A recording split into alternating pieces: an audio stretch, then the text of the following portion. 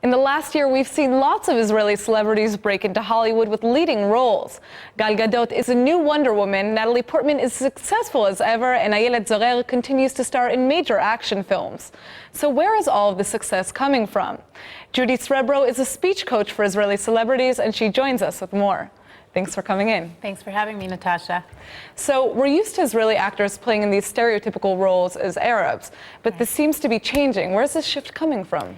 Well, I think that the world is realizing that Israel goes far beyond just conflict and two nations fighting each other, even though we hear about that a lot.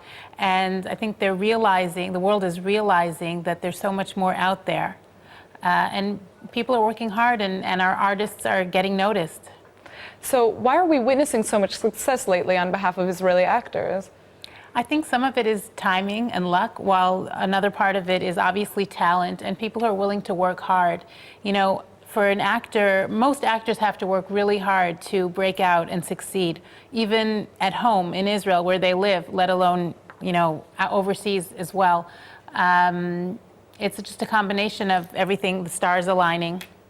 And you also mentioned to me before that Hollywood actually comes to the Israeli market to seek actors. It's true. I think BDS movement aside, I think also the world is realizing that we have a lot of creativity and innovation here, and that goes far beyond just technology, but also the arts and culture. I know that I've worked with many actors on auditions for franchises such as Fast and Furious and James Bond films and World War Z with Brad Pitt. So this is actually a little known secret. This has been going on for years, that Israeli actors have been auditioning and getting gigs through casting directors. They don't all make it and get cast, but the process has been developing.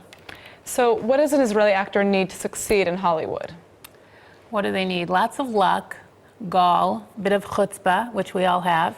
And again, I think it's timing and talent for sure, but also willingness to work hard and versatility when it comes to having a couple other languages under their belt, namely English, and I help with that, as well as the versatility to work on and acquire other accents and dialects and have that variety. So on that note, what type of work do you do with these celebrities? I do a whole number of things with them, whether it's building their confidence in English and they're enriching their vocabulary when it comes to a performance or an audition and a script, but also if they're representing Israel and they're representing a film they're in an international film conference or a film festival, they're going to be interviewed by the international press in English, and blah, blah, blah. No screenwriter is writing their answers for them. So we work together on finding their voice in English. There's also the accent and pronunciation and dialect for whatever role they're working on. That kind of stuff. Sometimes we'll read a script in English together so they can consider even doing the audition, or even for the stage in Israel, in the theater, for a play that's going to be translated into Hebrew. And before that happens, we'll go through it in English together.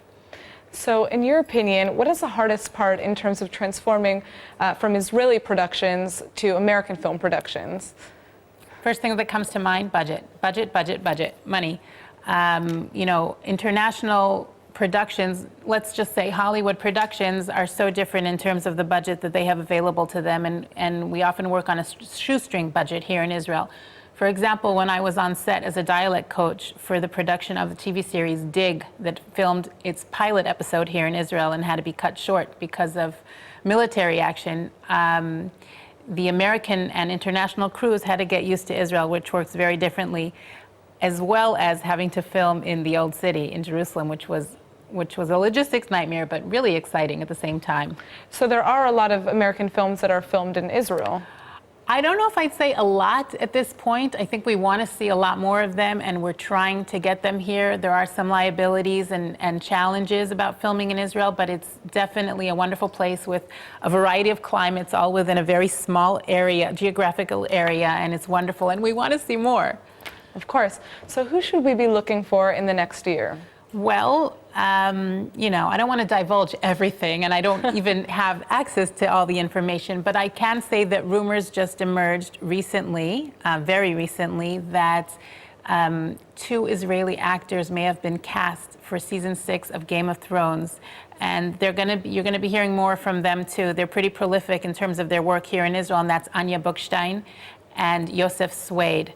You didn't hear it from me. It's a rumor. Okay. Well, that's huge. I mean, that's a really big thing because Game of Thrones, I think, is actually the leading HBO show right now. It has acclaim and it has world recognition. So we're getting there. We're getting on the map. We've definitely evolved, and we'll continue to evolve.